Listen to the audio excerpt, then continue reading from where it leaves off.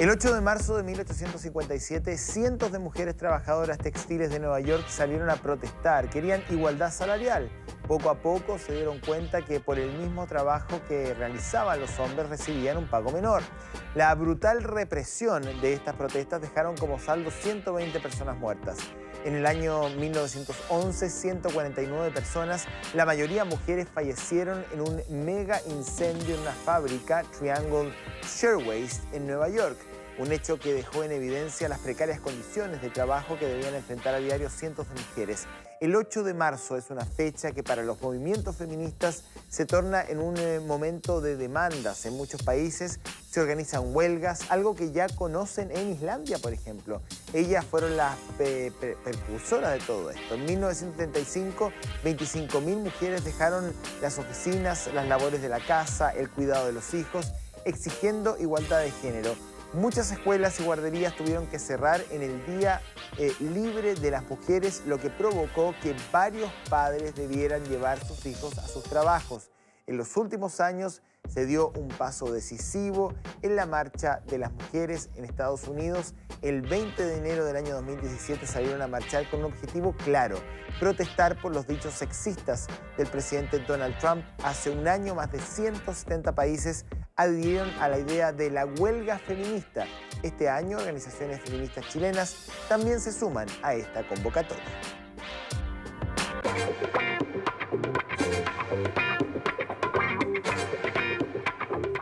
Bueno, ahí había algunos antecedentes históricos y también políticos, ¿no?, respecto del movimiento, pero lo cierto es que hoy día nos enfrentamos a un desafío enorme. Son millones de personas las que salen a las calles en las principales ciudades del mundo para exigir igualdad salarial, fin a los abusos, equidad de género, por supuesto que en su mayoría mujeres, pero también hombres. La conmemoración llega en un momento en que muchas de estas demandas de los movimientos feministas parecen haberse instalado ya transversalmente en la sociedad y haber ingresado con mucha fuerza a la agenda de los gobiernos.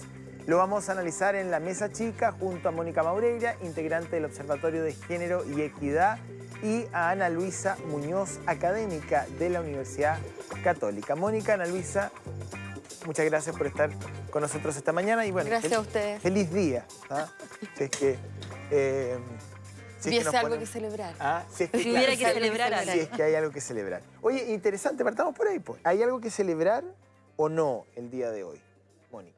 Sí, hay que celebrar el movimiento que se está viendo a nivel global.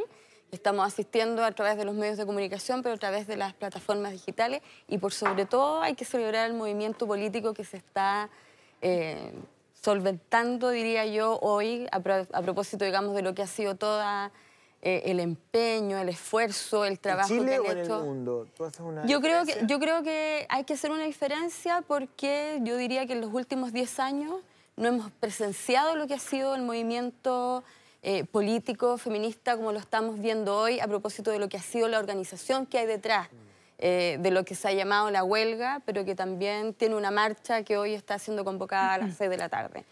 Sí, estoy de acuerdo, hay que celebrar, pero yo creo que también hay que conmemorar. Yo creo que esa es la invitación constante que tenemos respecto a lo que ha sido el movimiento feminista histórico, y para mí hoy día es un día en que comienzo a recordar a todas aquellas feministas que han sido las maestras desde las cuales yo he construido hoy.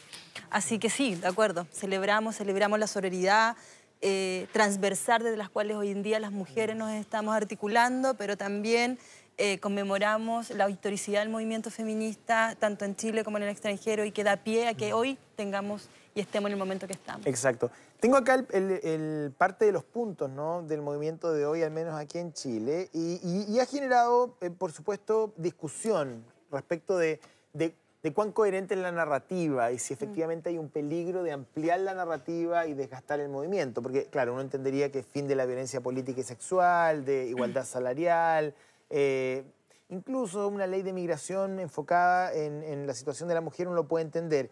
Pero hay reivindicaciones que tienen que ver con verdad de derechos humanos durante la dictadura, con el fin de las AFPs, con el fin de la extractividad, que son temas que no tienen que ver netamente con el género. Entonces, muchos dicen, ¿es positivo ampliar la agenda en favor del movimiento, o se corre el riesgo de ampliar tanto la agenda que finalmente se termina desdibujando la narrativa del movimiento? ¿Qué opinión tienen ustedes? Lo que pasa es que el movimiento feminista o los feminismos tienen voces respecto de esos temas.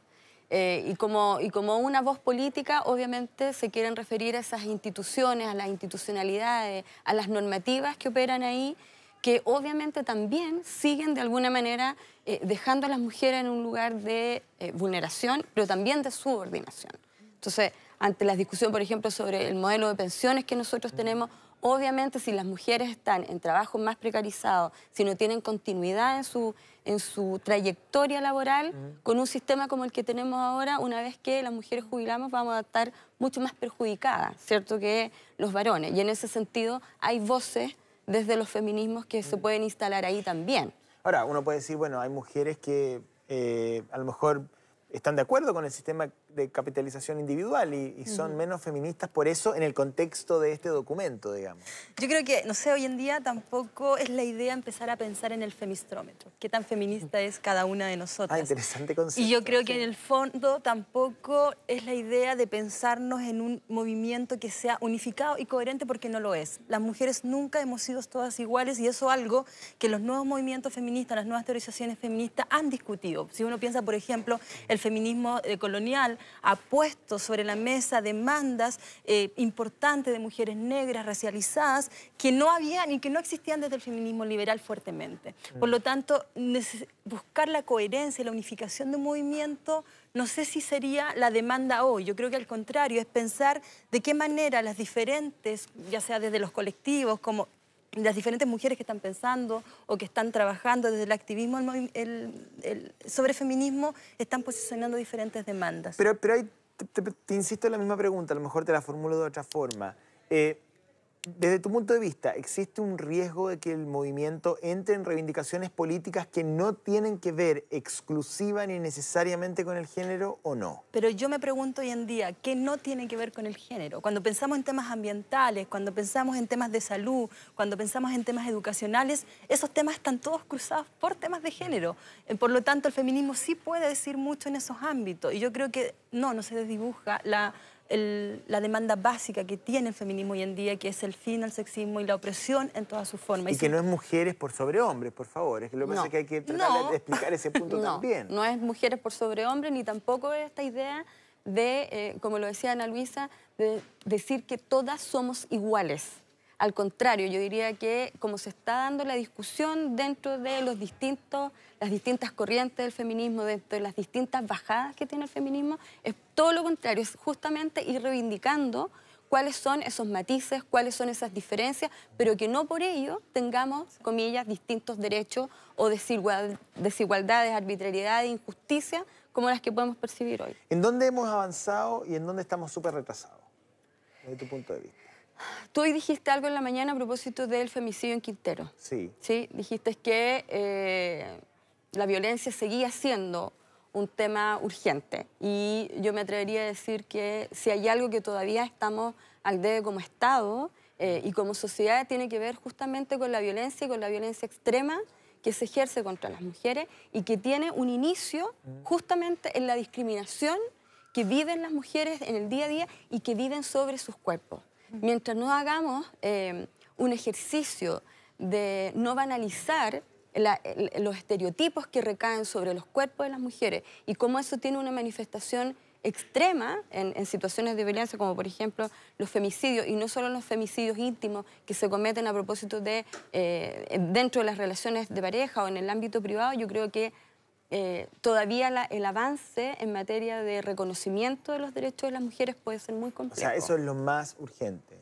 Yo, en lo personal, creería que es lo más urgente, además de toda la precarización que de alguna manera también te pone o te sitúa en una situación de vulnerabilidad también. O sea, las condiciones laborales en las que las mujeres trabajan, cómo pueden acceder a la salud, cómo pueden acceder a la justicia. O sea, el acceso débil de las mujeres a la justicia justamente como un mecanismo de resguardar sus derechos o de prevenir situaciones de violencia más extrema nos conlleva, digamos, situaciones tan lamentables como los asesinatos mujeres. Ya, y no miremos el gris, miremos el lado un poquito más blanco. ¿En qué hemos avanzado y podemos sentirnos parcialmente satisfechos o al menos que estamos en el camino correcto? No sé, yo le decía a mi estudiante, hemos avanzado 100 años. Yo creo que hemos avanzado primero... ¿Pero en qué, en concreto? Hemos avanzado primero en posicionar y tomar conciencia de lo que significa ser mujer en este país. Yo creo que si hay algo que el movimiento feminista desde el 2018 posicionó como algo importante es pensar que hay determinadas prácticas naturalizadas que nos posicionan, tal como decía Mónica, en determinadas formas de ser y hacer en esta sociedad. Y yo creo que desde ahí, hoy en día, ya hay muchas cosas que se están comenzando a denaturalizar. El piropo ya no nos suena tan divertido. Y así yo creo que uno puede dar muchos ejemplos respecto a eso. Por lo tanto, si hay algo que avanzamos, es en esa conciencia de lo que significa para nosotros ser mujer en este país. Porque probablemente si viviéramos en otro país va a ser distinto. Exacto. Y yo creo que eso es algo súper relevante, porque para mí, un primer paso para repensar este sistema patriarcal en el que nos movemos es tomar conciencia. Y eso es un paso complejo. Sí, vamos a otros temas. ¿Sienten que se abre un espacio para hablar de derechos reproductivos o no? Siempre tendría que ver, sí, por supuesto, desde que se instala el debate sobre la despenalización del aborto, aun cuando sean 3 causales en el Congreso, sí. No está cerrado, digamos. No, no está cerrado. En ningún caso. ¿Ambas está cerrado porque las causales son sumamente acotadas, cuestionables, o sea, yo diría acotadas, no necesariamente cuestionables, y porque la ley recién va a cumplir un año, un poco más, y yo creo que hay que ver cómo ha sido el seguimiento a la implementación de esa ley, respecto de cómo están funcionando los equipos médicos, si las denuncias a propósito, sobre todo en los casos de violencia sexual a menores de edad, están siendo oportunas a propósito de embarazo ¿Ustedes creen forzado. que esa es la lucha política más próxima que tiene el movimiento? Debiese mantenerse como una lucha, Lo que pasa es que hay contextos políticos, no solamente acá en Chile, sino que también desde la región, incluyendo Iberoamérica, o sea, con esto quiero decir España, donde esta demanda está siendo amenazada justamente por grupos más fundamentalistas y por lo tanto yo me atrevería a decir que eso va a generar mayor movimiento. Quiero ir, es que son muchos temas y nos queda poquito tiempo. Ana María, ley de cuotas. ¿Sientes que era necesario? ¿Ha venido a satisfacer necesidades, a lo mejor de empujar, donde la participación de la mujer no se dio en forma espontánea? ¿O en realidad la ley de cuotas es una suerte como de mirada asistencialista del mundo político hacia la mujer? No, para nada asistencialista. Yo creo que hoy en día todas las políticas, tanto de redistribución como de diversidad, lo que hacen es precisamente dar una oportunidad a quienes hemos sido históricamente marginalizados de determinados espacios que puedan tener voz y puedan tener presencia. Por lo tanto, ley de cuotas es una forma de poder empezar a diversificar, sobre todo los espacios, si pensamos en las universidades, los espacios políticos, que usualmente han sido espacios públicos que son altamente masculinizados. O sea, es positivo. Es positivo, altamente positivo. Me parece que muchos dicen, bueno, no deberían estar los mejores, independientes si son hombres o mujeres, en cualquier espacio de poder, en cualquier espacio profesional. Lo que pasa es que esa reflexión te instala la duda de si efectivamente las mujeres que están fuera de ese espacio están o no están capacitadas para estar en política. Y ya la evidencia te dice que sí están capacitadas y que son otras razones estructurales que hacen que no estén en política. La gran lección que uno saca de las últimas elecciones es que donde está todavía el machismo más instalado en los partidos políticos. O sea, cómo se armaron, ¿cierto?, las listas parlamentarias, cuáles fueron las mujeres que se posicionaron más y cuáles no se posicionaron más. O sea, todavía lo que hay que trabajar ahí es cómo se desestructura, ¿cierto?, una cultura instalada en los partidos políticos que es muy masculina. Claro, que está muy enquistada. Sí. Una última pregunta, pero así como respuesta cortita. Cuando escucha la palabra feminazi, ¿les da risa, les da rabia, no les da nada? Me molesta, en lo personal me molesta cada vez menos. Creo que es una caricatura que ha llegado a tal punto que ya no vale la pena ni siquiera darse el tiempo de poder decir que no es feminismo. Yo creo que incomoda. Incomoda principalmente cuando uno le toma el peso a lo que significó el nazismo para mucha gente. Sí, me incomoda completamente y la interrumpo. Cuando la escucho es volver atrás y pensar la historicidad de lo que significa ser nazi. Bien, muchas gracias. Les pido disculpas por el tiempo, pero la verdad que tratamos de ir y tocar varios temas. Mónica, Ana María, muchas gracias, que estén muy bien, que lo pasen muy bien y ustedes también. Gracias.